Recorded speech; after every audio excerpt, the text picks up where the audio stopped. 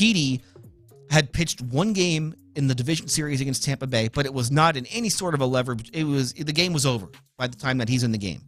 So he comes in and boom, gives up a homer, and he could have crumpled. Next batter he faces, Brett Gardner works a deep count, singles. So now all of a sudden, Urquidy has come in. They give him the bottom of the order. He gives up a homer to the 8th hitter. He gives up a single to the number 9 hitter. And now here comes LeMahieu and Judge.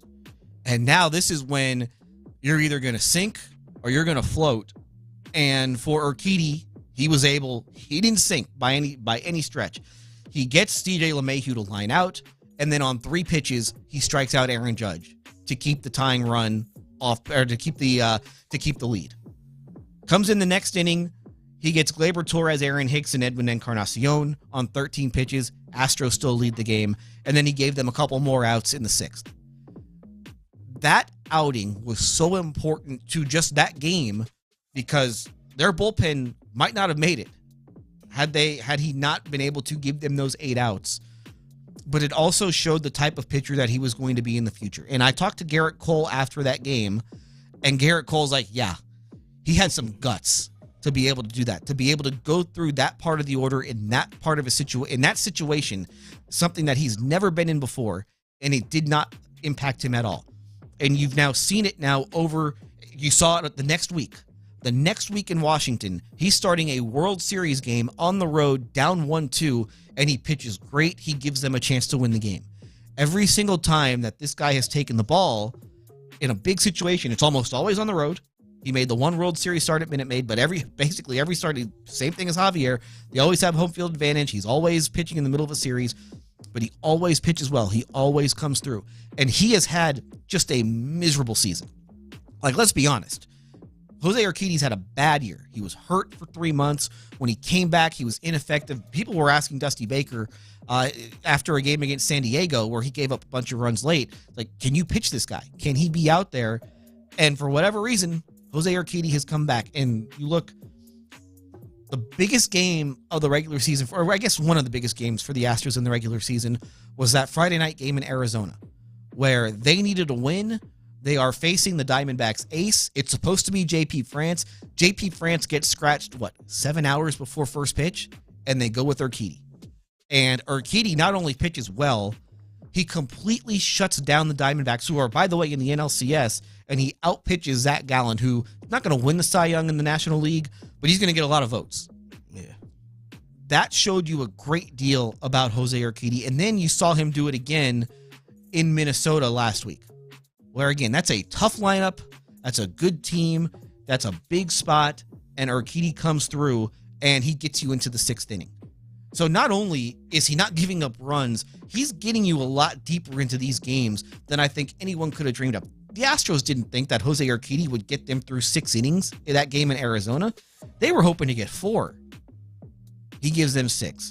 Same thing in Minnesota. They didn't think that he'd be able to get them into the 6th. Again, they were probably hoping to get 4. Maybe he goes through the lineup a couple times. He was able to get them 17 outs in a game that they won by a run. This guy, time and time again, has proven that he can pitch in big games. And we'll have to wait. He's never going to be a guy who you say, stuff for stuff, he's the best in the league. That's not who he is. But he's going to attack you. He's going to make big pitches when you need him to. And that's what he has done in every big game over the course of his career. And I'll be honest, I was iffy on him starting in that Minnesota series. I could have been fine with going JP France. I'd have, maybe not Hunter Brown as much with the way that he had pitched down the stretch. But the Astros have a ton of faith in this guy, and he comes through. It doesn't matter if they're up in a series. He has pitched in the World Series down 1-2. He's pitched in the World Series down 0-1, and he has won those starts both times. And so if you are Dusty Baker and you are that Astros coaching staff, if there is anybody that you could give the ball to in this type of a game, down 1-2 on the road in the NLCS, I think they are giving the ball to the guy that they would want to give it to. Because time and time again, this guy has taken the ball and he has stepped up when they have needed him most. And I don't know what it is, but these guys that they find, Christian Javier, an unheralded guy out of the Dominican, Jose Urquidy, an unheralded guy out of Mexico. And these guys, time and time again, just put up big performances when the games matter most. And we didn't get to see Urquidy do that during last year's postseason run. The pitching was, they had a whole lot more pitching in than they do now. But now they have needed him, and he has come through. And it's hard for me to think, and I know they're facing probably the best lineup in the American League, facing them on the road. But if you want somebody on the mound, this is the right matchup. And so you get Urquidy against Andrew Heaney. Heaney has pitched well against the Astros this season. Both those starts, though, were early. It is a very interesting matchup. And Game 4 in a 2-1 series, it doesn't get any better than that. This is going to be a really fun game tonight in Arlington. Coming up next, the Texans have their bye week, 3-3 through 6 games. I don't think anybody would have thought the Texans would be in a position to make the playoffs this season. But now, after what you've seen through the first 6 games, would you almost be disappointed if they're not in the playoffs? That's next on Sports Radio 610.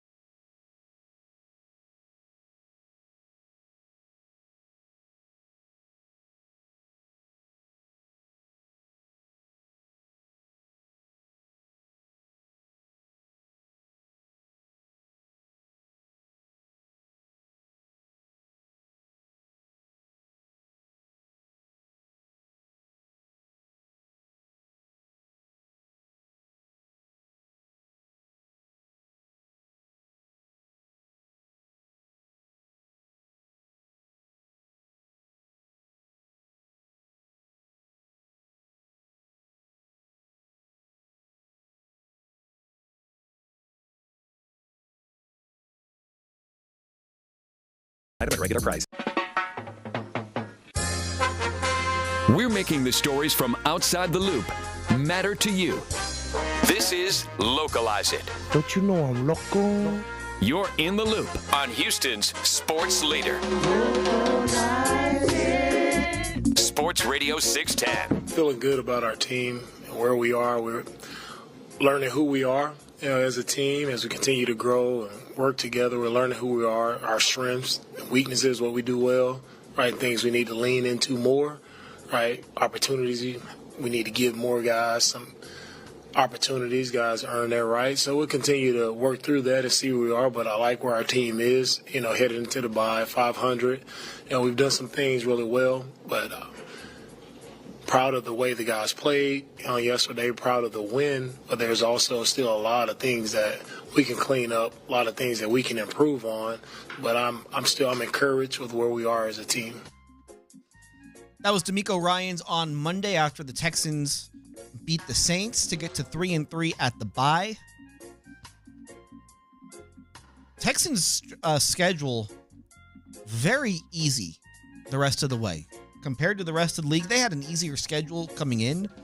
Schedule is very, very friendly as we move forward. And it'll start after the bye week with Carolina. I mean, that's a game the Texans should win. Tampa Bay the next week at home. That's a game the Texans should win. I mean, I'm going to go through these last 11 games, and I think that you could probably safely say the Texans should be favored in, I don't know, maybe half? I ran the first two. The Texans playing against Carolina and Tampa Bay, they should be favored. There's Arizona. That's 3 games. Denver at home. That's 4. We'll have to wait and see about Tennessee moving forward, but the Texans, at least at home, should be favored against the Titans. That's 5. So that's 5 games out of, the last 11 where the Texans should probably be favored. And that's a conservative estimate right there. And so, Figgy, when the season started, how many wins did you have the Texans pegged for? Man, people are going to be mad at me for this. But I had them at like 4 to 5 games, man, just off the strength of it being a rookie head coach, a rookie quarterback, and a rookie play caller. So I knew they were going to be in games because it's D'Amico Ryans, and, I figure his team will have a lot of fight. But I just think they were going to lose a lot of close games, man. Like a lot of games like the Atlanta game. Yes. I thought it was going to be a lot of games like that, a lot of heartbreaks, but man, I've had them at like 4 or 5 games. Those are the types of games that young teams lose. Yes. Those games against Atlanta where you have the lead and then you let the other team drive on you. Hey, that happens. Yeah. That's part of it. That's part of the growing pains. I'm guessing you didn't see 30-6 against Pittsburgh. Nowhere near that, man. I'm guessing you didn't see 30-17 against Jacksonville in Jacksonville. No. Okay. This season, obviously, the Texans have exceeded, I think, the expectations that you would have put on them when the season started. And as I go through the schedule, Carolina, that's a win to me. Tampa Bay, that's a win at home. Cincinnati, we'll see. Arizona, that's a win. So they could very easily win 3 of 4 coming out of the bye. So what? That gets them to 6-4. And then you have the game against Jacksonville, week 12 at home. That could be for the division. I mean, let's be honest. Yeah. Jacksonville's schedule much, much tougher than what the Texans will face. And so I'm going to give you the odds just to win the South. I don't have playoff odds right now, but Jacksonville, a heavy favorite to win the AFC South when the season started. They are still favorites to win the South right now. But the Texans, who were, I think, projected to be in 4th place when the season began, now have the second best odds to win the division at 3-1. I mean, the Texans can win out. The Jags can win out. Or, I mean, the Jags wouldn't be able to win out because they would lose to the Texans in that one game. But the Texans, here we are in week 6 or week 7. They control their own destiny to win the division. And I don't think that's something that we could have ever imagined when the season started. And so to me, Figgy, if the Texans don't make the playoffs, I'm not going to say would the season be a disappointment because of course it wouldn't be. Just being the fact that we're having this conversation right now means that this season is a success. But would you be disappointed if they're not in the playoffs? Me personally, I will be a little bit disappointed. I might be the minority in this, but I'm not sold on Jacksonville at all, man. I just feel like they're kind of fools go. I feel like they could be had. And that point was proven when the Texans beat them at Jacksonville. So I will be a tiny bit disappointed, but not that much. I won't say fire the whole staff or anything like that. But I do think it's a possibility they could overtake the division. So right now, Jacksonville a game up. They're 4-2. Texans are 3-3. Jacksonville still has ways to go. It looks like they got a couple games before the bye, but they got a couple road games now coming up. They've won 3 in a row. They've been kind of a weird schedule for them, just playing the 2 games in London, but they play tonight, and they play New Orleans. And we don't know if Trevor Lawrence is going to play in that game. So they could give back a game right there. Yeah. That's in New Orleans, too. Yeah. Who was their backup? Shoot, that's a good question. Yeah. That's a good sign for us. They're going to be a lot of you could wind up seeing a lot of backup quarterbacks over this week. CJ Beathard is who would start at quarterback against we saw it. Yeah. Saints defense is very good. Very good. Saints defense was excellent. That's not why they lost to the Texans on Sunday. It wasn't because of the defense, at least not early in the game. Then they go to Pittsburgh. So these are 2 very losable games for Jacksonville over the next 2 weeks. And who do the Texans? Obviously, they're off this week. Then they play Carolina next week. The Texans could very easily be in first place in 10 days. When you go to sleep on October 29th, the Texans could be in first place. And it feels like to me, this division is right there to be won. Yeah. They've got a shot to win this division and get back to the playoffs. And, so, there's always going to be one of those teams that goes from worst to first every year. It just happens that way in the NFL. And this could be them. Just look at Jacksonville's remaining schedule. At New Orleans, at Pittsburgh, home for San Francisco. That could be 3 losses right there. Yeah. They are probably going to be underdogs in all 3 of those games. Let me check and see what the line is for tonight.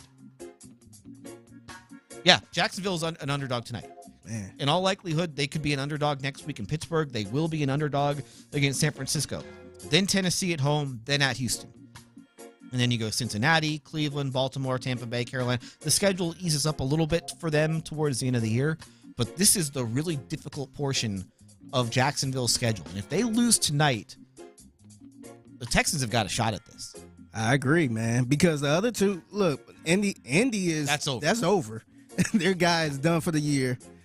Tennessee look like they're done. They're talking about trading Derrick Henry by the trade deadline, which they should do. Yeah, and I agree. I think they were trying to do that in the offseason. They could probably try and trade, Ryan Tannehill also. Yeah, I think that's so. I think they need to kind of, revamp a little bit. So I think it's a 2-man race. I think we talked about this in the summer, but there was all this weird Tennessee buzz. And I guess people had seen, they started out great last year, and then everybody got hurt, and then they lost all their games. That roster was not good last year. It wasn't. It was bizarre to me how everyone was just kind of penciling them in as a team to go over their projected win total, or as a team that would challenge Jacksonville in the division, because there just wasn't a lot of talent. And I know they went out and they signed a couple guys. They signed DeAndre Hopkins, and Hopkins has been okay, I guess. He had a good game a couple weeks ago. But that roster's pretty bad, and you're seeing it right now. And if I'm Tennessee, I'm clearing the decks out here and tanking. Yeah, I think so. It's going to be hard, though, because Mike Vrabel is a good coach. Yeah, he is. To me, Tennessee reminds me of Pittsburgh, how they might not have the best roster, but they might be in every game type thing. And so I think they're stuck in a bad place, man. They need to just tear it down and start over.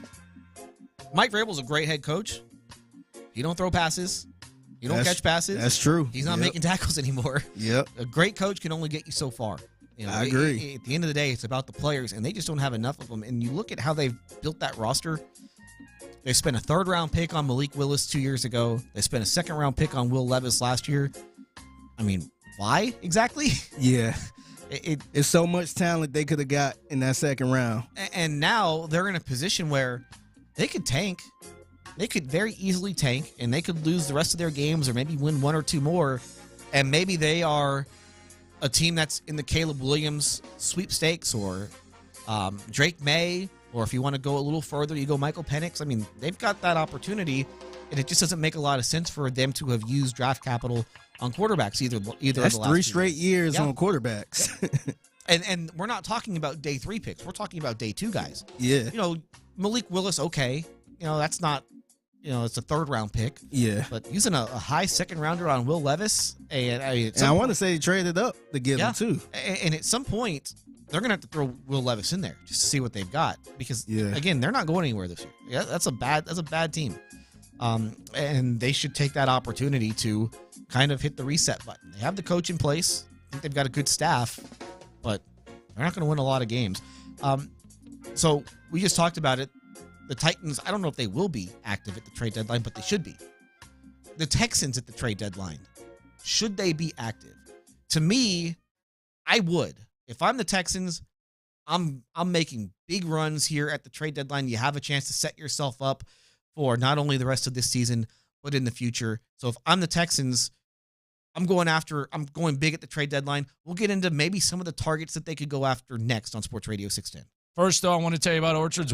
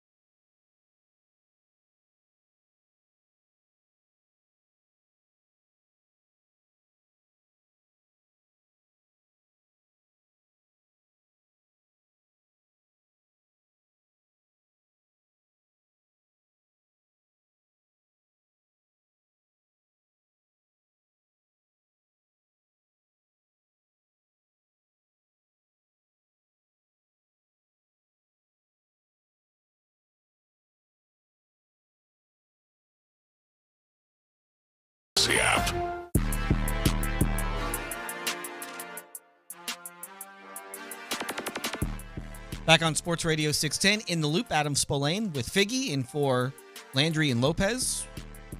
We'll be back in here tomorrow as well. Game 4, Astros Rangers coming up tonight. We won't get to see a lineup before we go off the air, but a couple interesting questions that I have, and we'll get into that coming up a little bit later.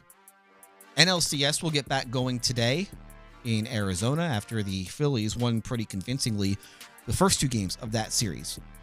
So the NFL trade deadline is 12 days from now. It's on Halloween at 3 o'clock.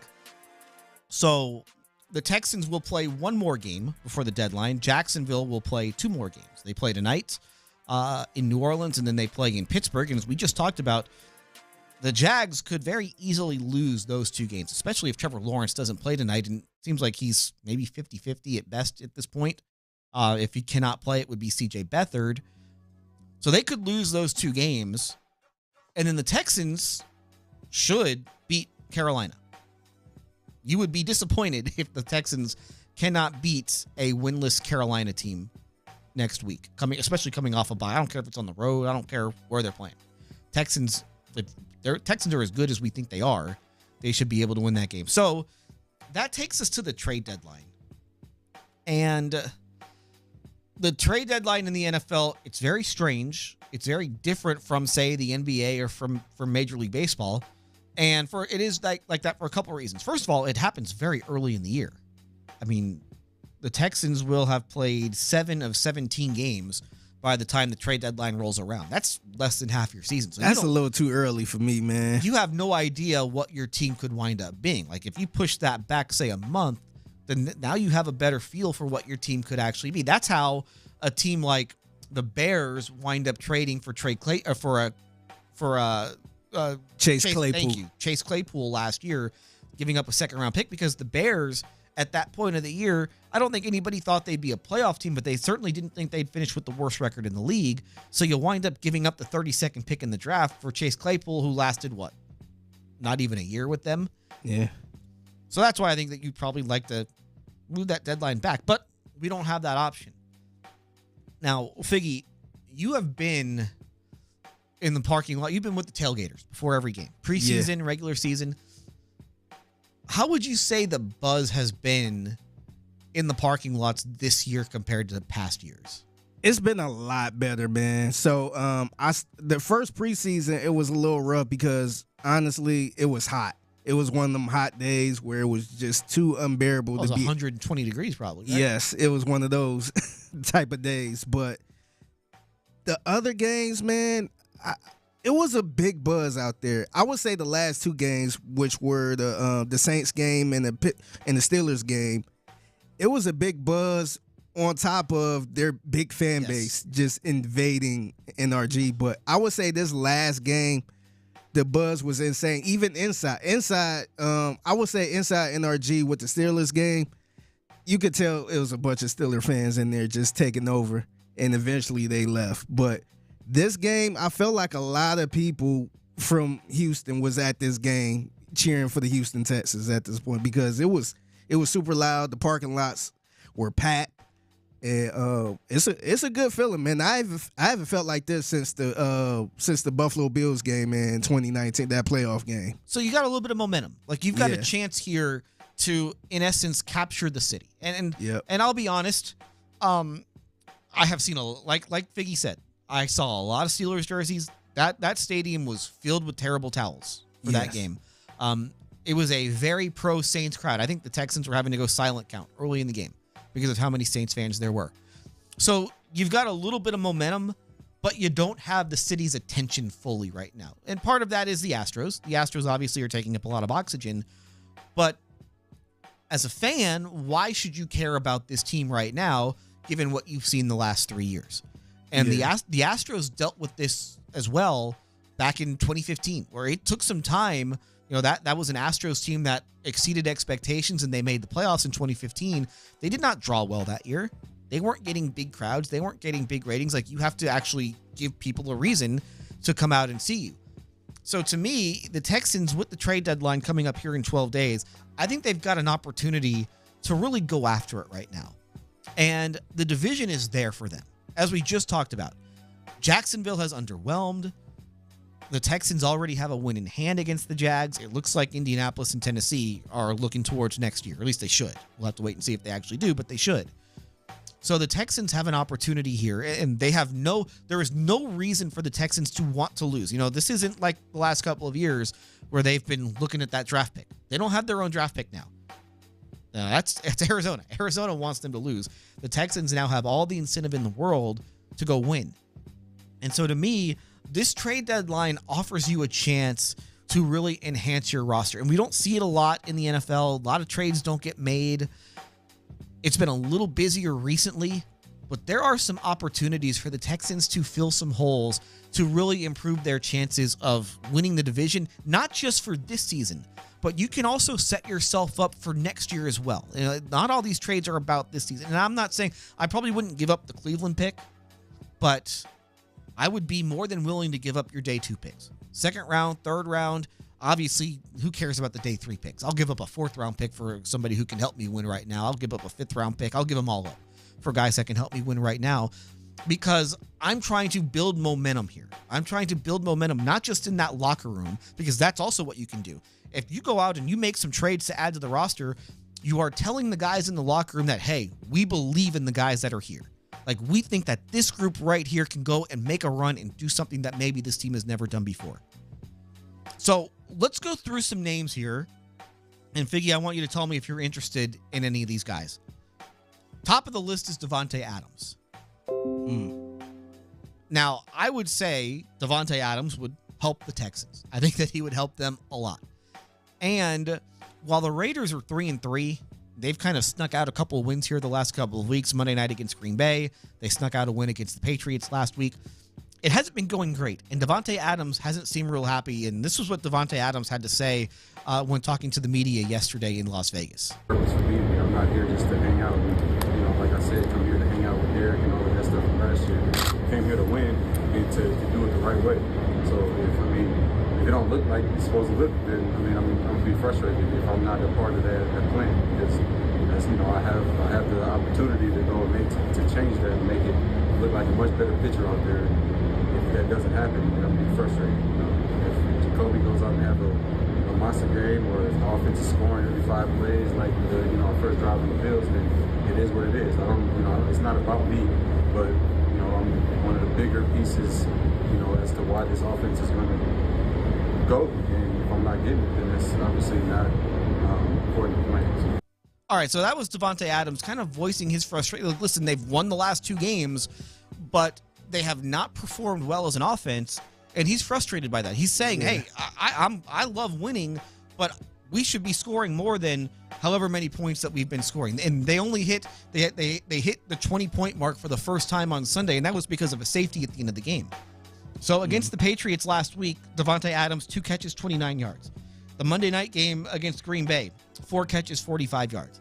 So yeah, they've won a couple games, but they aren't playing the way that he believes that they should be playing, and it seems like he would be more than open to moving on from Las Vegas. Yeah, not to mention he went there to play with Derek Carr, who is no longer there. Yeah, so I know he's frustrated, because if you move on from my best friend that I played with, that I wanted to play with for all this time, to bring in somebody else, and we're not even as good as that, then I'm ready to move on at this point. Doesn't seem like he loves playing for Josh McDaniels. That's kind of been a theme while Josh McDaniels has been a head coach, whether it was in Denver or whether it was with the Raiders. So it seems like that would be a guy, and I don't know if the Raiders would be interested in doing it, but that's a guy that I would target. Now, with that said, when you look at the age, I'm not giving up the second rounder for him. I'm definitely not giving up the Cleveland pick. I'm not giving up the second rounder. If the Raiders call you and say, hey, give us your third rounder for Davante Adams, I'm doing that in a heartbeat. Obviously, I think that's a no-brainer. I think that's a guy who obviously raises your ceiling as an offense, raises your floor as an offense as well. It gives you a target that you can, it gives your rookie quarterback a target that you can really rely on, because while Nico Collins has been good, their receivers have been, I think, better than people would have thought, but they could still get a lot better in that department. So for me, I'm not giving up the farm for somebody like Davante Adams at this stage of his career, because to me, he's not a guy that maybe gets you into the next 3-4 years, but he can at least help you this year. He can help you next year. So if he's out there, then if I'm Nick Caserio, I'm making that call. I'm making that call to try and get that done. Brian Burns of the Panthers. This to me is the interesting one, and this to me is where, if you're the Texans, you really look to strike big. Brian Burns, a great player. The Rams reportedly offered 2 first-round picks for Brian Burns last year at the deadline. The Panthers said no. Panthers probably regret that at this point because it doesn't seem like they're going to sign him. Yeah. They had an opportunity. They did not do it. But to me, remember the Bradley Chubb trade that Miami made last year? Yeah. The Roquan Smith trade that Baltimore made? That's what the type of deal that the Texans should be looking to make. Because not only does it give you like a real piece, like not just, we're talking about a blue chip guy. Brian Burns, one of the best linebackers in the NFL. If you can go out and get one of those guys, I think you have to do it, not just for the rest of this season, but then you go to that second contract. Yeah. And the Texans are positioned, because of where they are with the cap, they got tons of cap space. Like the one thing when you don't have a lot of talent on your roster, you don't have a whole lot of high-priced guys. And that's the one thing that I think Nick Caserio has done a good job of the last couple of years, has just been clearing the decks. So the cap is in a great spot, especially when you consider that your 2 best players are probably C.J. Stroud and Will Anderson. Those guys are in the first year of their rookie deal. Rookie contract. They don't count against the cap at all. So you might as well go out and spend big on somebody who's going to help you win games now before those guys start to get expensive. This is your window. And I know they're rookies, and it's hard to win with rookies sometimes, but this is the window. The Texans did such a poor job of making the roster better around Deshaun Watson when he was on his rookie deal. And then what happened? They made the playoffs a couple times, but then they flamed out. The roster was bad. They had to tear it down, and that's why they were in the position that they were in. Plus, Watson had his whole thing. Yeah. So, to me, you've got to try, and you have to pounce when you have the opportunity. So, if Carolina comes to me and says, hey, we'll give you Brian Burns, give us the Cleveland pick, Figgy, I'm doing that. I'm doing that. Giving up the first? I'm giving up the Cleveland pick. Because let's be honest. The Cleveland pick's probably not going to be in the top 10. Yeah, it's not. That's a good team. The lowest that pick would be is probably where it was last year. Which was 12, right? It's 12 or 12. 13. Yeah, 12. So, Brian Burns is worth more than the 12th pick in the draft. I'm sorry. He just is. And now, I know you got to pay him, but who cares? You're in great shape when it comes to the cap. It's not my money, and you're in great shape when it comes to the cap. Like, you don't have to worry about the cap right now. You can go out and you can splurge in free agency, and I don't know if there's going to be anybody better who comes available. And this is an all-pro type player who's 25. The guys, when they hit free agency that are like the all-pro guys, they're in their late 20s. So you have a chance to get Brian Burns right in the middle of his prime. And maybe, hey, if you can't agree on a contract with them right away, you can always franchise them. You always have that tool in your tool belt. So to me, go after somebody. Go after somebody big that's going to set up your defense for a long time. Because, hey, you got a great defensive-minded head coach in DeMeco Ryans. Give him the ingredients to really make that defense go. So, to me, I think that would be that's the guy, if I'm Nick Caserio, I'm calling around. Because that could be the centerpiece of my defense for a very, very long time if you go out and you get somebody like a Brian Burns. All right, let's go through some of these other guys. We don't have a ton of time. Hunter Renfrow, probably not. Maybe a day 3 guy. Chase Young is the interesting one. The problem with Chase Young is that he just hasn't been healthy enough. And I think there's maybe a little bit of positional overlap with the guys that they already have. But, I mean, it's hard to get great pass rushers like Chase Young. So that's an interesting one. Carl Lawson with the Jets. I think the Jets are looking to compete at this point. That's one of those things where, if the trade deadline were a month later and the Jets fall out of the race, then hey, then maybe you go after somebody like Carl Lawson. Antonio Gibson, if the Texans want to improve the running back position, this isn't on the Texans' inability to run the ball has nothing to really do with Dameon Pierce. It's the fact that the offensive line doesn't get a whole lot of push. So, maybe they could use an upgrade at that position. I've seen some people on the text line mention Derrick Henry. I wouldn't go. He's just old. Yeah, I was going to mention Saquon Barkley because he's on a 1-year deal. Now, he's on a 1-year deal. I don't know if the Giants going to give him a big-time contract, and they look awful right now. That's a really good one to bring up because not only are they, he's really good. He's on a 1-year deal. That team looks dead. Yeah. And they don't seem to have any interest in signing him long-term. And if you're the Texans, you're not paying anybody else. Yeah, but give him that contract. So you can splurge a little bit on a running back right now because you're not paying your quarterback anything. You're not paying Will Anderson anything right now, at least compared to, in terms of the salary cap. And Dameon Pierce is a fourth round pick. Yeah. Fourth round pick. And Dameon Pierce, as much ability as we think that he has, he's not RB1. You're not giving him the ball 25 times a game. You're not giving him that many touches. And so if you can split touches between Dameon Pierce and Saquon Barkley, I think that's a pretty good 1-2 punch at that position. And you don't necessarily have to sign Barkley to a long-term deal, but you can at least get a look and see how things shape up with him. And I'm not giving up the Cleveland pick for him. I probably wouldn't give up a second-round pick for him. But if you're the Giants and you're in the position that the Giants are in, it doesn't seem like they have any interest in signing him long-term. Yeah. So at this point, if you're them, you almost have to just take what you can get at this point. Yeah. So that will probably be like a third, fourth, somewhere around there. I would probably do. I would maybe go as far as 2/3. Yeah. I'll give you my third round pick. I think that's worth it. My third round pick in 2024, my third round pick in 2025. That might be the direction that I would go in. Again, it's really hard to forecast how these trades work in the NFL because players are just valued very strangely because of the way that the cap works. Let's see. Zach Ertz, no. I think the Texans are pretty good when it comes to Dalton Schultz. The two Denver receivers, Cortland Sutton and Jerry Jeudy, I think those are interesting guys. Not Jerry Jeudy for me, man. Steve Smith thing kind of ruined it for you? Nah, I just didn't see it with him, man. Unless it was like a third, fourth round pick or something like that. I wouldn't give up that much for him. You wouldn't give up a fourth? I'm talking fifth or sixth. Okay. At this point. Probably so because we gave up a fifth or sixth for worse. Yeah. So I would take a flyer from that point, but I'd rather if it's him or nobody, I'd rather go with nobody. Yeah. And just wait for the draft or free agency next year. The whole point of this though is the Texans have an opportunity with where they sit. The trade deadline is in 12 days. In 12 days, the Texans could be alone in first place in the division. They have a winnable game in Carolina, while Jacksonville has two tough games on the road with New Orleans and with Pittsburgh, and you don't know Trevor Lawrence's availability. So you have a chance to really build some excitement, to make some sort of a big move, and put yourself in a position to win the division. If it's me, I'm doing it. Coming up next on Sports Radio 610, we have panned the Astros offseason for really the last 6 months. Do we have to change the way that we looked at what they did last winter? That's next on Sports Radio 610.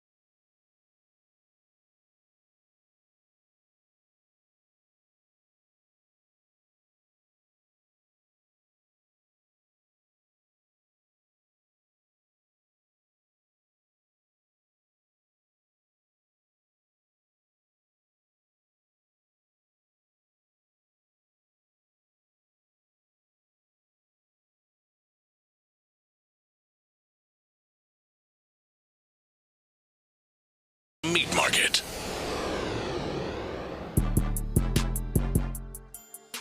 Join the drive with Stoerner and Hughley and our friends at Bud Light tomorrow afternoon at the Copperfield Buffalo Wild Wings off Highway 6. Today. Is it today? Yep, Okay, today. Thank you. So it's today. Yep, Okay. they out there today. Grab some wings and a cold Bud Light. Enter to win some awesome prizes on site and stick around after the show and watch the game. It's Jags and Saints, and then you also have Astros, Rangers at the same time.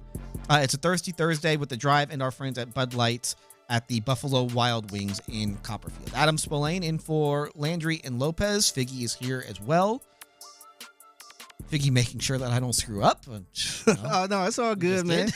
It's all good. So, Game 4, Astros and Rangers tonight from Arlington. Astros looking to even up the series. And for really the last 6 months, I would say that we have just ripped what the Astros did last offseason to shreds. It was not good. Let Justin Verlander go. Sign Jose Abreu to the big contract. You sign Rafael Montero to the big contract, and then you bring back Michael Brantley. Those were really the major moves that they made. They didn't really do anything to improve along the margins either. But as you look at where things stand right now and what you've seen over the last 7 games, do we owe Jeff Bagwell, Jim Crane, Reggie Jackson, whoever was running the Astros offseason last winter, do we owe them an apology? See, I wasn't really bashing them that much. Oh, man. I was. Really? Oh, I was. And I'm right, too. Yeah. I was right then. I'm still right. But, Yeah. hey, you can't argue with what you've seen the last 7 games. And I'm not necessarily talking about Montero, because Montero hasn't really been put into any sort of a leveraged situation yet. But Jose Abreu had the worst season of his career, one of the worst hitters in all of baseball, especially playing the position that he plays at first base. It's an offensive-heavy position. He was terrible out there for the balance of the season. But you look in these 7 postseason games, it's a 907 OPS, 3 homers. He's driven in runs. He's made big contributions. You have to tip your cap to that. As bad as he was for the first 5 months, he has been much, much better. He has been the guy that the Astros thought that they were getting. He has been the guy that the Astros saw all those years in Chicago. And I think that has to be brought up. Yeah, he's becoming reliable. Yes. He's a guy that you don't cringe when you see him step up to the plate in a big spot. And again, hasn't been perfect this postseason by any stretch, but for the most part, when they've needed him, he has come through, especially that series in Minnesota. He was very, very good against the Twins, especially in that 3rd game. Michael Brantley. We kind of ripped the Astros for the Brantley signing, not because we didn't think Brantley was a good player, but it's because he wasn't ready to play. Like, you're signing a guy, you're giving a guy big money, $12 million, coming off of a serious shoulder injury when he had yet to swing the bat, and you went the first 5 months and he didn't contribute at all. I mean, so you look, and Abreu for $19 million and Brantley for $12, that's more than $30 million. That's not getting into Montero, and you weren't getting anything out of those 2 spots, or you were getting negative value out of those 2 spots. But Brantley in the postseason, 800 OPS. Not playing, he's played in 5 of the 7 games. We'll have to wait and see if he's in there today. But makes a big play defensively in last night's game. That was one aspect of last night's game that we have not mentioned, was the big catch that he made out in left field, which stopped the Rangers rallying. Who knows what happens if that ball goes over his head or if it falls. But Brantley has been very good in this postseason. So I don't think the Astros were smart in the offseason. I don't think the Astros spent their resources wisely in the offseason, but you are seeing them finally get some results out of it. And at the end of the day, that's all that matters. Like, I don't care how bad those guys were in the regular season or how little they contributed in the regular season. The goal was to get to the postseason. They are in the postseason, and now those guys have made important contributions in the postseason. And that's what you're looking for. You are looking to get to a World Series. You're looking to win another World Series. And right now, these moves have put the Astros in a position to at least get there. And I don't know if the Astros will wind up winning this series against the Rangers. They certainly have a chance. They were, 3.5 to 1 to win this series before yesterday's game. Let's see where those odds have gone since the Astros won Game 3. Let's see. They are, the Astros are plus 180. So the Rangers still pretty heavy favorites to win this series. Today, you have Urquidy against Haney, at least to start. The Astros are slight underdogs. But they've got a chance. Now, I do think not re-signing Verlander was a mistake. And the fact that they went out and got him shows you that they thought that was a mistake. And that turned out to be a mistake. And do you feel like it's kind of a smart move how they did this? Because they didn't pay him the big money. And they end up trading for him anyway, and they're not paying him that big money he was looking for. Yes and no. Yes, because like you said, they're not paying him that much. The Mets are footing a good portion of that contract. But no, in that they gave up 2 good prospects to make that happen. Okay. And I think Drew Gilbert was somebody who I think that they really thought was going to be a contributor for them, maybe even as soon as this season. He got hurt, so he really didn't get to see it, but I think people around the game think that he's going to be a really solid player. So you lose him, you lose the kid Ryan Clifford, who I think probably people around the game think that he has a higher ceiling than Gilbert. Those are 2 good prospects in a system that lacks good prospects. So you basically cleaned out your system to clean up a mistake that you made. Now, again, the money is an important aspect of it, and it gives the Astros maybe a little bit of flexibility. But this is where I think that Jim Crane falls short. And John Middleton, who is the owner of the Philadelphia Phillies, I think said this perfectly.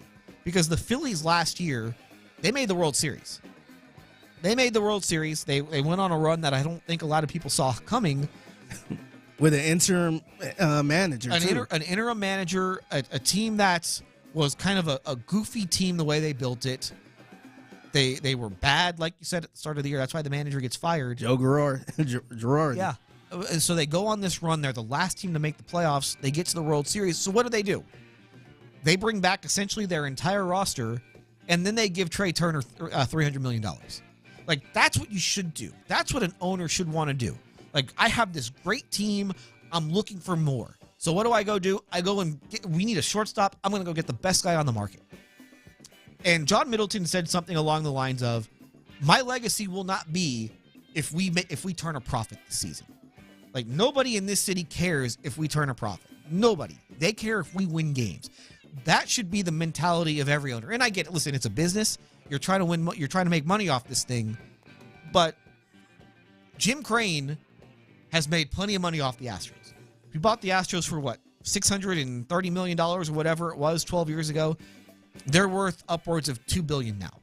Like, you're going to make plenty of money. And the more games you win, the more money you're going to make. So just sign everybody. Now, again, I've said this many times. It's not my money.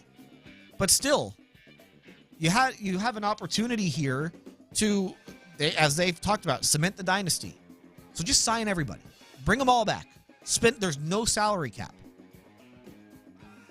There's a competitive balance tax that the penalties are pretty negligible. You know, the penalties aren't that severe. You can sign everybody. You have seen the Dodgers. They sign a lot of guys. They've let some guys go, but they sign a lot of guys. The San Diego Padres sign everybody. So there's no reason that the Astros should not take that same approach, especially now that the team is good. It's not like you had to make a 10-year commitment to Justin Verlander.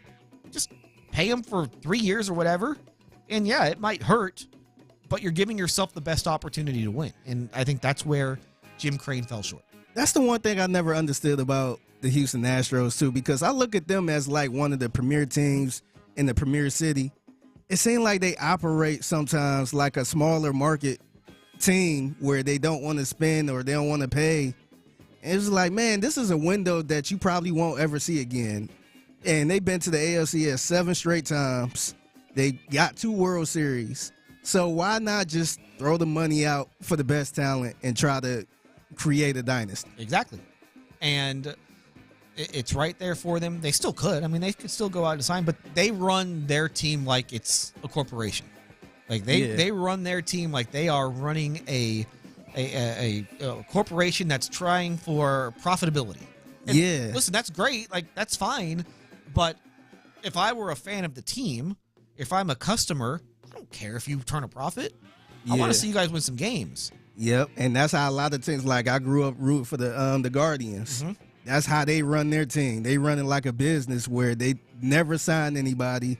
whenever they get to that point, they'll try to, make a couple moves. But after that, they just blow it all up and just try to start over again. And it's like, man, like, why do I want to be invested in this if I know y'all just going to trade all of these good players anyway? They go, the New Yorks, the Dodgers and all people like that going to grab them anyway and pay them. You take a step forward only to take a step back. Yes. And that's not like if Jim Crane had the opportunity, and he still does, like, hey, I can be the overseer of the most successful franchise this city has ever seen.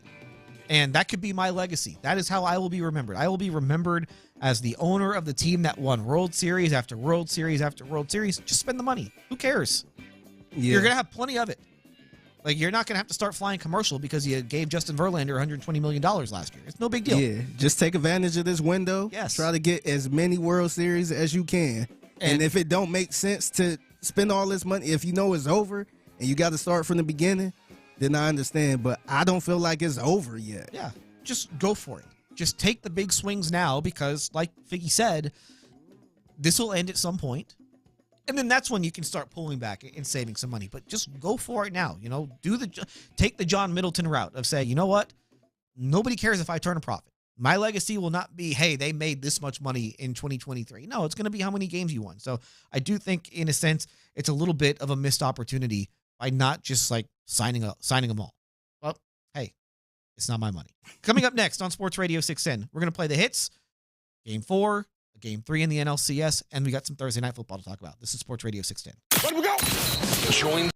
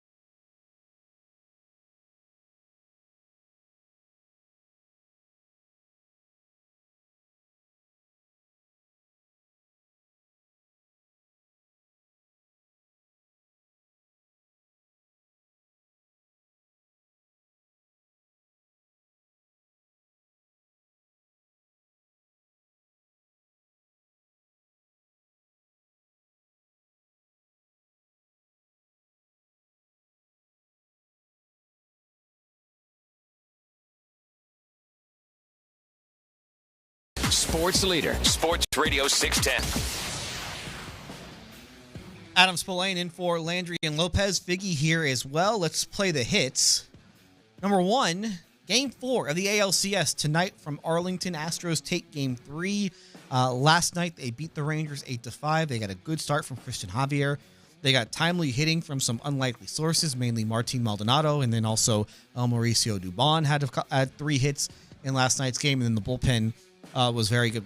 At some point, we got to start talking about Ryan Presley and just how good he's been as a closer. Now, 14 for 14 in save opportunities. People, I see so many complaints about Ryan Presley, and he's not a closer, blah, blah, blah, blah, blah. 14 for 14 don't lie. I ain't gonna lie, man. Sometimes he makes me nervous a little bit. But that's what closers do.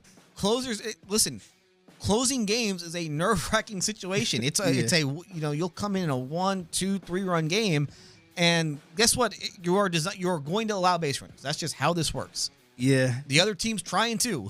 They get paid also. They're professional. I don't know why he makes me nervous though. Like his pitches are nasty. So I give him that, but sometimes I'll be like, man, it seems like he might be off his game, but he'll strike out the side. Yeah. So gets weak contact. Hey, I saw Mariano Rivera is the best closer in the history of baseball. I saw him blow Game 7 of the World Series. Like, it happens. You're going to give up hits. You're going to give up runs. That's just how this works when you're trying to protect one-run leads and you have just no margin for error. Sometimes you're going to get unlucky. Sometimes you're going to make a mistake and you have to, the other team takes advantage of it. So Astros and Rangers, we'll get into this a little bit more coming up later in the show. But you've got Andrew Heaney getting the start for Texas against Jose Urquidy. We'll talk specifically about Urquidy a little bit later, but Heaney is interesting. Really, Bruce Bochy could have gone in a few different directions with this. They could have gone Dane Dunning. They could have gone John Gray. Gray wound up pitching in last night's game, and he's missed some time on the IL, and he was a big free agent signing for them a couple of years ago, and he's probably the most talented out of that trio. A guy who was picked 3rd overall by the Rockies 10 years ago. The Astros actually passed him up. They took Mark Appel instead of Gray. Gray probably has the best stuff. But again, he's been hurt and doesn't exactly have the best record in close games. He's pitched in 1 postseason game. He had started the wild card game for the Rockies in 2017 and got hit hard in that game. I'm not sure he made it out of the first inning or he got knocked out early. And then when the Rockies made their postseason run in 2018, he basically was not a part of it. He pitched in 1 game late in the year against the Nationals, and he got hit hard as well in that one. So it's going to be Heaney getting the start. My expectation would be that he will not go deep into this game. Maybe he faces the order twice, somewhat similar to what the Rangers did with Max Scherzer. And so the rest of the series, you're looking at Justin Verlander against Jordan Montgomery in Game 5 tomorrow. And then if the series does get back to Houston, probably Framber Valdez against Nathan Eovaldi in Game 6. I had somebody ask me on the text line, would you go, 713-572-4610, would you go with Christian Javier in Game 6 over Framber Valdez? And my answer would be no. I wouldn't want Javier pitching on short rest. I don't like guys pitching on short rest when it's not something that they've done before. And this is probably why I would make a terrible postseason manager, among other reasons. I would just stick with the guys that got me there. I would be very reticent to make changes like that. You could go with JP France maybe over Framber Valdez for Game 2, or for Game 6, but I wouldn't do it. I would stick with the guy who has the highest ceiling and take my chances with him. And Framber Valdez has won a lot of big games. He probably should have been the World Series MVP last year, winning 2 games in the World Series. It went to Jeremy Pena, but that's the direction. I would stick with Framber Valdez for a Game 6 if the series does go to Game 6, and then you would have Christian Javier lined up for Game 7. But we got a long way to go before we get there. All right, number 2. The NLCS will resume play this afternoon in Arizona. The Phillies with 2 really dominating wins over the Diamondbacks to take a 2-0 series lead, and the Phillies just look like an unstoppable force right now. And as I said, that was a really good team last year that got hot at the right time. Then they add Trey Turner to the mix, and this postseason has just been a romp. They have been by far the best team on the field. They swept through the Marlins in the wild card series. They took out the Braves in 4. Should have been a sweep, but the Braves had that comeback in the second game. And then they have jumped on Arizona early in these first 2 games. They have beaten the Diamondbacks' 2 best starting pitchers in Merrill Kelly and Zach Gallen. So now they get to go kind of deeper into that Diamondbacks rotation, which is a little bit of an issue. And Figgy, to me right now, Phillies are the best team in baseball. They looking scary, man. This ain't Philly from last year. Last year, I wasn't really worried about Philly. But this year, if the Astros make it, I'm going to be a little worried, man, because they got a little chip on their shoulder from last year. Especially if the Phillies are able to finish off this series early and be able to set up their rotation. I mean, first of all, they would have home field against the Astros in the World Series because of the head-to-head. I would say the Phillies are probably favored. Yeah, to win the World Series. I agree. They were favored to win the World Series when the LCS started, just because they had the easier matchup in the NLCS. But yeah, they are playing very, very well, and there's just something about that team. I'm not sure how much of it you've watched, but they just seem like a really fun group to be around, and just the atmosphere in the ballpark there. They have gone. You look at the last two postseasons. The Phillies are 11-0 at home against National League teams. They went 3-0 against the Padres in the NLCS last year. They are 4-0 against the Braves in the last two postseasons, both in the division series. They swept the Marlins in the wild card series this year. They've won the first two against Arizona. So 11-0 against National League teams at home, 1-2 against the Astros at home in the postseason. But it's just something about the atmosphere there. It just has been really fun, and that city has really gravitated towards that team. That's a lot of fun. It felt like a football game, man. It's just super rowdy. They kind of have a theme song, the Phillies do. It's that song Dancing on My Own it's the Callum Scott version of it.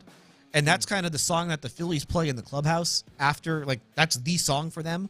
And so when they've had their champagne celebrations after every round, that's the song that just gets that whole team going. And then if you watch the games, they play the song and the crowd sings along to it. So you have 40,000 people from Philly singing a song, a British pop song. It's hilarious. It's really cool. I wish this city could do something like that, man. I wish they could just get rowdy like that. We get Clay Walker. Oh God, man. You should. I would tell everybody, just go Google Callum Scott and the Phillies. It's really cool. It's a really it's one of those things that has kind of gotten me obsessed this postseason.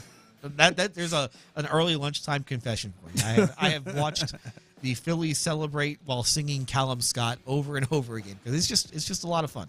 Yeah. All right. Third one, Thursday Night Football tonight in New Orleans. Saints and Jags. Don't know if Trevor Lawrence is going to play just yet. He's been a little iffy. He got hurt during the Jags win over the Colts last week, and this is obviously big because I think that Jacksonville, I think we expected more from the Jags with the way that they finished the season, coming back to win the AFC South. They won a playoff game. They stormed from that big deficit against the Chargers in the wild card round, and then they were right there with Kansas City in the divisional round. They had a chance to win that game. So I think you thought that Jacksonville would take that next step, and it just hasn't happened this season. They just haven't been. They have been very underwhelming. Still 4-2. They've won their last three. They made that long London trip, but I've just been underwhelmed. And now, if you look with how things set up, they've got a couple of tough games coming up at New Orleans, and again, they could be without Trevor Lawrence. And the Saints are good. Saints aren't like a great team, but defensively, the Saints are excellent. We saw that in the second half here. Then they go to Pittsburgh. Jacksonville could very easily lose those two games. And, if the Texans were to beat Carolina coming out of the bye, we could be sitting here on October 30th. The Texans could be at 4-3. The Jags could be at 4-4. And very soon, the Texans and Jags will play, and that could be for the AFC South. So a big game to watch tonight in the NFL on Thursday Night Football. I agree, man. I think that's something all Texas fans should be looking at. And as well as Sunday, man, the Colts, I want to say they play the Browns, and the Browns got a number one defense. So, look, man, it's all shaping up for the Houston Texans right now to be number one in the division. It's right there, like Figgy said, it is right there. And then I want to add this one: Major League Baseball just announced the Contemporary Baseball Era Committee ballot for the 2024 Hall of Fame class. So this is like the Veterans Committee in a sense. And this is for former managers, executives, and umpires who have made contributions to the game since 1980. These are the people that are eligible for this to be in the Hall of Fame. I'm just going to run through some names. Cito Gaston, who won back-to-back World Series titles with the Blue Jays in 92 and 93. This is kind of a guy who Dusty Baker has talked about as, being a mentor to him. Davey Johnson won the 1986 World Series with the Mets, managed in Washington as well, also in Cincinnati, in Baltimore, a few other places. Jim Leland won a World Series championship with the Marlins in 97. He was Justin Verlander's first manager in Detroit. Ed Montague, an umpire for 34 years. Hank Peters is an executive for 42 years and won a World Series in 1983 with the Orioles. Lou Piniella, great manager with the Reds, Mariners, Rays, won a World Series in 1990. Bill White, the National League president for only 5 years. Not sure why he's on this list, but hey. And then Joe West, my all-time favorite. Oh, man. 43 years as a Major League Baseball umpire, 5,460 games. This is another lunchtime confession. I love the celebrity umpires. I love the celebrity referees. They make the games fun. That's just how I am. When I would see Joe West pop up on a lineup sheet, I would always be very excited to see Joe West. And there are some great moments with him. Guy who, maybe wanted to insert himself into the game a little bit, but yeah, the game's supposed to be fun. Who cares? I know. Hey, listen, there's maybe that one interference call here. It happens. So, yeah. So, there we are. So that's kind of it's not like it's the contemporary baseball era committee nominee for the Hall of Fame. I don't know. It's one of those things that just showed up. I saw Joe West, so I had to mention Joe West. Yeah. I'm always going to mention Joe West. Who you got? Astros, Rangers tonight. Who you got? I got the Astros, man. They the hot home, they the hot away team for some reason. So, and like I said earlier, you said they could have won those first two games. I agree with you, man. A lot of people felt like they couldn't have won that game. I felt like it was right there. They probably should have. Yeah, the bats just wasn't batting. So, I think they got this one. I think they're gonna win this one. Saints, Jags. I'm gonna go with the Saints, man, because if Trevor Lawrence ain't playing, there's no way they can win that game. I think he's probably trending towards playing, but he certainly won't be 100%. Yeah, and I don't know if you want that against that defense. Yeah. So I'm gonna go with the Saints. Those are two defenses back to back that are not necessarily real fun to play. They're not going to be 100%. Yeah, no, I agree. Somebody on the text line, real quick, says that we're underestimating the Colts just because Anthony Richardson got hurt. Oh, did you see Gardner Minshew play last week? Yeah. I mean, come on. See, the thing is, Gardner Minshew, he's a good player to come in for a couple games until the other quarterback come in, but him as a starter for the whole season, I think people eventually catch on to him, and he's a backup. He's a good backup. And at this point, there's really no incentive for that team to win. Yeah, like they can just go take the draft pick at this point. They'll compete, and I'm sure they will compete. But there's not a ton of talent on that roster either. That's the other thing that they've just kind of mismanaged that roster the last couple of years as they've been trying to figure out the whole quarterback. They got the first-year head coach, a rookie quarterback, so they're fine, man. I think they'll be fine with just hanging it up this year. They've been a little bit better than what I expected, but again, without Anthony Richardson, he brings a dimension to that team that Gardner Minshew doesn't. All right, we're halfway through this show. It has flown by. When we come back, Astros, Rangers. We'll talk about Game 3. What did we like? And how does that translate to Game 4? That's next on Sports Radio 610.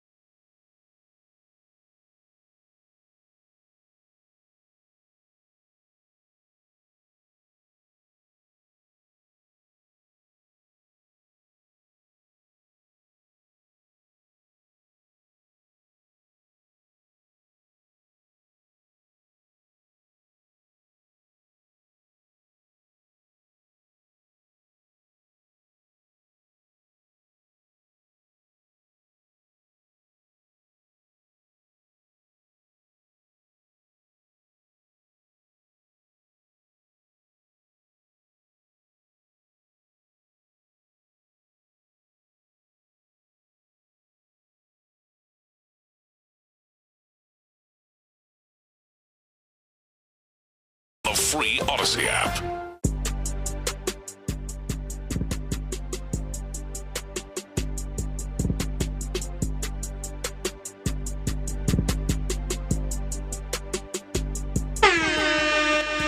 Back on Sports Radio 610, in the loop, Adam Spillane in for John and Landry. Figgy is here as well.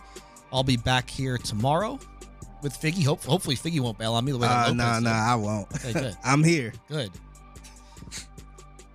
We are 2 hours in, 2 hours to go.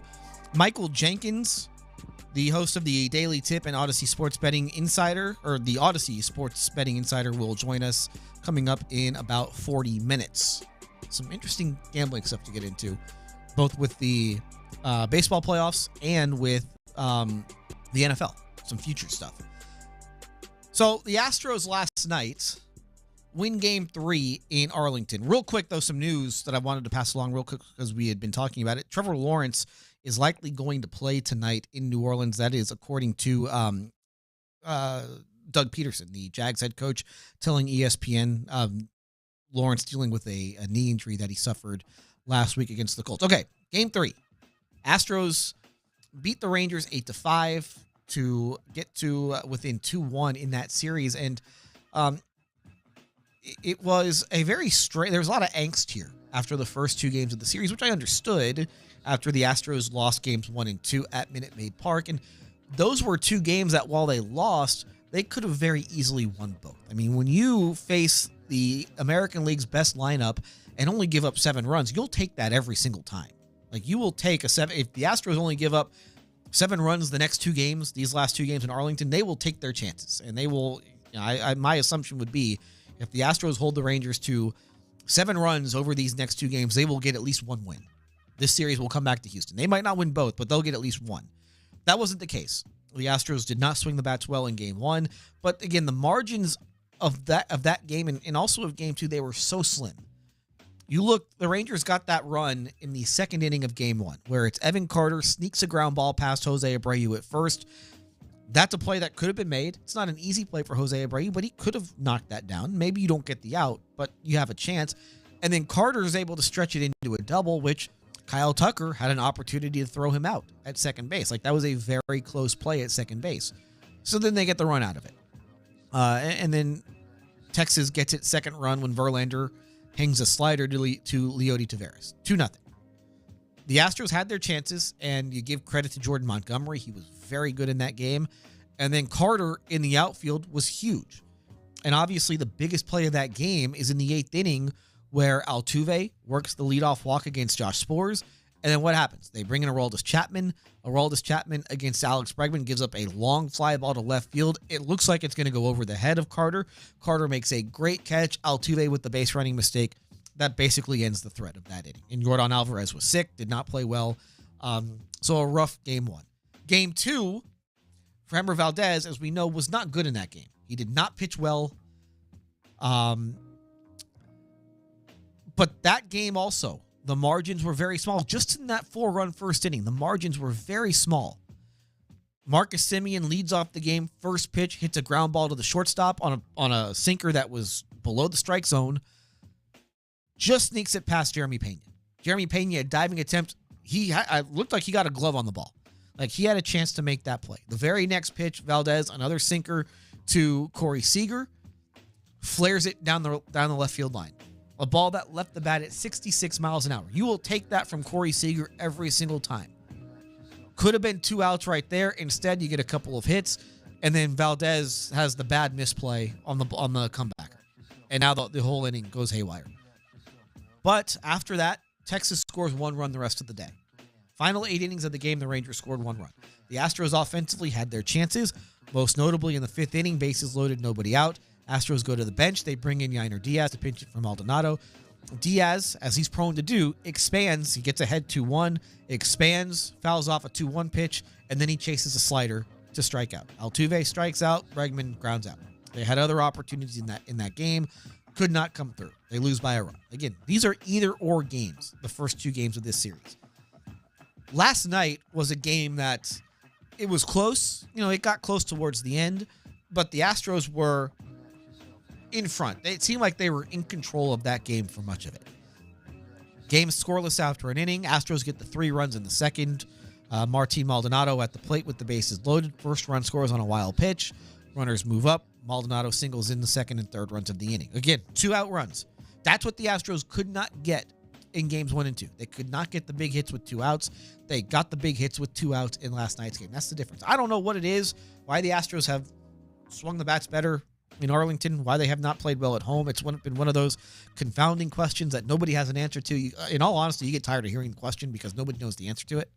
Like, don't even bother asking. We don't know. I don't know why we're better at home. It's just one of those weird baseball things.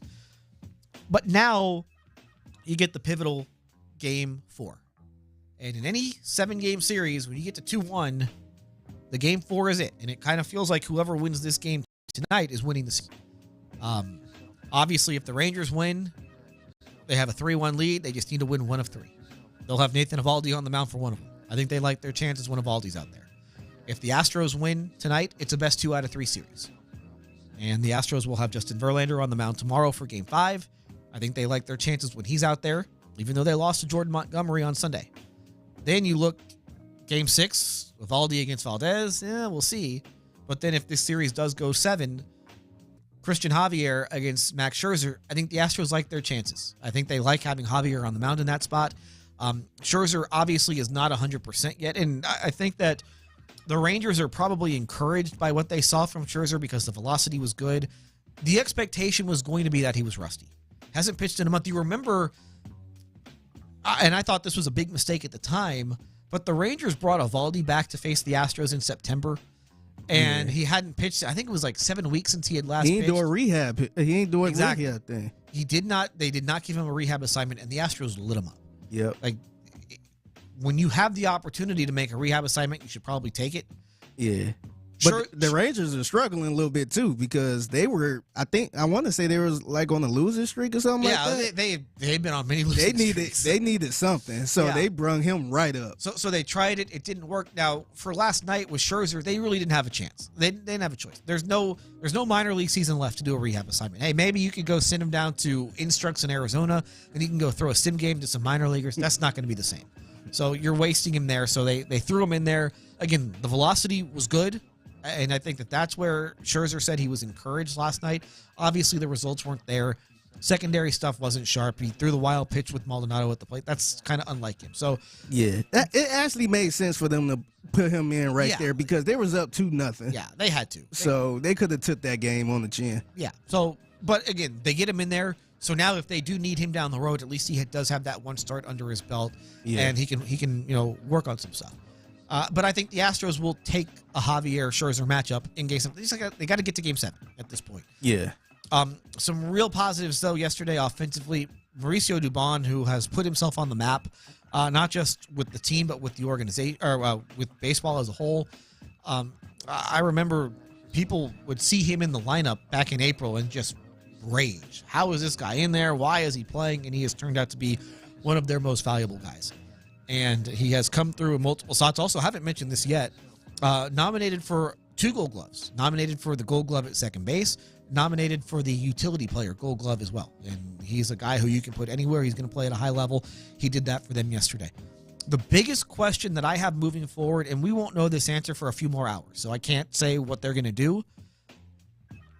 Do you go with the same lineup in Game 4 that you went with in Game 3? That would be Michael Brantley hitting second, Kyle Tucker hitting sixth, Mauricio Dubon playing center field and batting seventh, and Chas McCormick on the bench. Ordinarily, I would say yes. But I don't know what they're going to do, and the big reason is who the Rangers are starting tonight, and that's Andrew Heaney. And listen, Andrew Heaney has been around. He's been around the game for a long time. But the Astros have kind of avoided Michael Brantley with left-handed pitchers. And you saw this in Game 1 of this series. It was the lefty Jordan Montgomery on the mound. Michael Brantley started the game on the bench. And I think that they were waiting for a righty to bring him in. We didn't get to see it, but the Rangers left Jordan Montgomery in there for the 7th inning because I think they were worried that Brantley was going to pinch hit for Dubon to lead off the 7th. So they leave Montgomery in there. The Astros leave Dubon in there.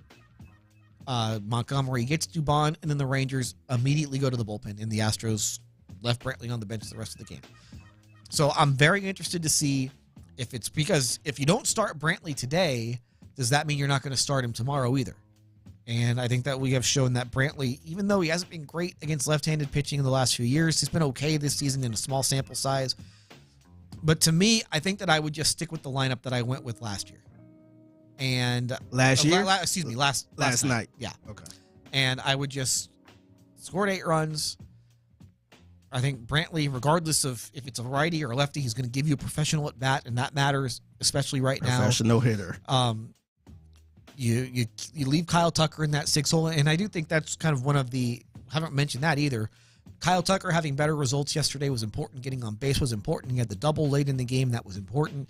He was hitting the ball hard the first 2 games of the series, but everything was on the ground. So to see him elevate something, that's a good sign for him moving forward, because if you get that bat going, hey, that's huge. Yes. That's an all-star caliber hitter that you are essentially getting back after he struggled to start the postseason. What was he, 2 for 22, 2 for 20, whatever, to start the playoffs? So to have him swing the bat well yesterday was important.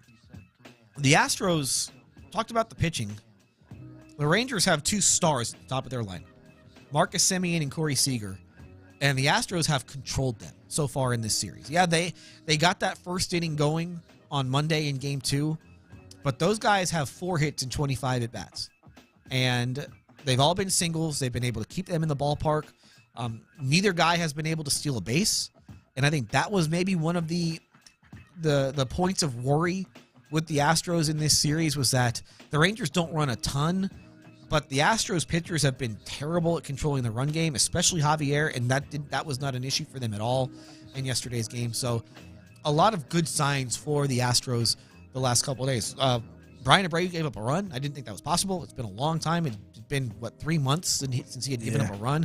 He did not give up a run at any point in last year's postseason, but, it happens. You'd rather have it happen in a 4-run game than a 1-run game. Yeah. When it happened last night. The big thing for him, don't walk guys. You're up 4 runs, don't walk a guy. And that leadoff walk wound up scoring. Like, that's the one thing that he's got to avoid, and really every reliever in that spot, you have to be able to avoid the wild pitch. We'll get into the pitching matchup from the Astros side of things, because you have Jose Urquidy on the mound. Urquidy, a lousy season, but man, those last 2 starts for him have been great. We'll get into more of that a little bit later. And also, today's a big anniversary for Urquidy. 4 years ago, he really kind of put himself on the map with the way that he pitched in Game 6 of the ALCS. The other series, Diamondbacks and Phillies from Arizona. It's hard for me to think that the Diamondbacks are going to make that a series. The Phillies just look to be really good. Ranger Suarez on the mound for them in this game. Brandon Pfaadt is on the mound for the Diamondbacks. Neither team has announced a starting pitcher for Game 4. But it kind of feels like this thing, that the NLCS might be over before we get to Saturday. If you told me that the Phillies sweep that thing, it would not be a surprise. That's how well they're playing. Those guys can hit. They hit the ball out of the park. They hit 1 million home runs last night. They're getting Kyle Schwarber going. Trey Turner has had just an awesome postseason. Bryce Harper is Bryce Harper. That's just a really good team that was really well built. Mm-hmm. So they took out the Braves in 4. And Braves were probably the best team in baseball during the regular season. They took them out, and then they get a nice matchup with Arizona. Arizona's a good team. Arizona's not a team that really scares you a whole lot. So, I mean, it is very possible, and it's been 45 years since this happened, but a World Series rematch is possible.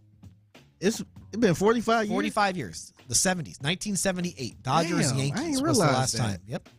Damn, that's crazy. You've had some teams that have faced off maybe a couple years removed. Like you had Braves, Yankees, 96 and 99. They played against each other. But not back-to-back. Nope. It has been 1978. Man. And the Yankees won both of them. And Dusty Baker was involved in both of them, so I'm sure that that's something that if the Astros can somehow find a way to win 3 more games, that is something that will certainly come up. When we come back, we'll do some lunchtime confessions. I've already given you a couple, but I've got a few more. I'm sure Figgy has some. He better have some. I got some. Because all the ones that I have, I've used them on this show before, so I don't want to do any repeat confessions, but that's coming up next on Sports Radio 610. Sports Radio 610. Not just the best